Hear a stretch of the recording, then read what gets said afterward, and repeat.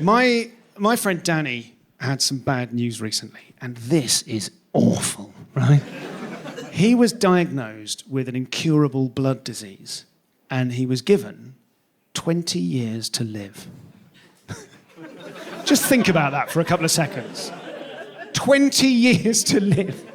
What the hell is he supposed to do with that information? Oh, God, thanks a lot, Doc. I'm glad you told me. I better get my skates on if I'm going to do 2 unrelated medical degrees and then become a deep-sea diver from scratch. What's he supposed to do with that? 20 years to live? If that was you, forgive me, if I was your doctor, I wouldn't have bloody told you. I'd have been like, oh, good news, clean bill of health. Go and enjoy yourself. Take some risks. Come back and see me in 19 and a half years, okay? He's 50. Danny's 50. Did I mention that? He's already 50. Plus 20, 70. That's an innings. I congratulated him. 70, guarantee. He was very patient. He was like, it's not a guarantee. I'm not death-proof. I can be killed. Okay. But 20, God, I'd almost rather have a week. Someone told you, if you told me I had a week to live, if you told me I had a week to live, I'd have some questions. Who are you? How did you come by this information?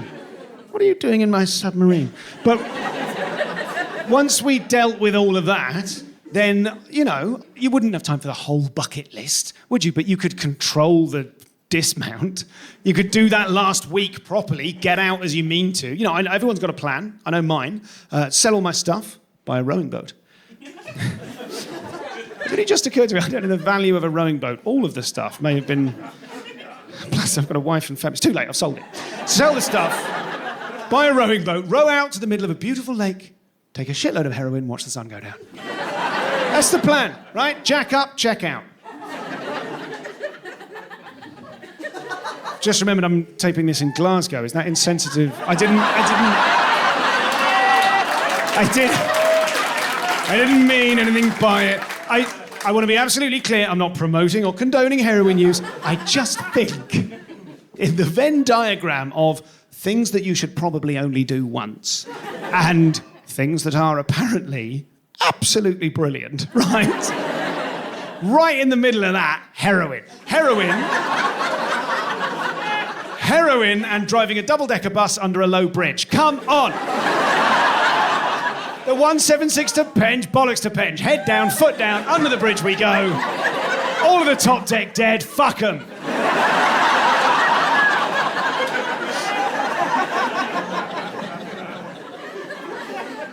But if it was 20 years, obviously I'd be waking up the next morning thinking, God, I feel dreadful.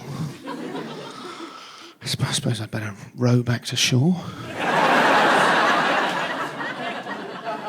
Try and sell the boat. See, I wonder if I could use some of the money from the sale of the boat to buy a tiny little bit more heroin.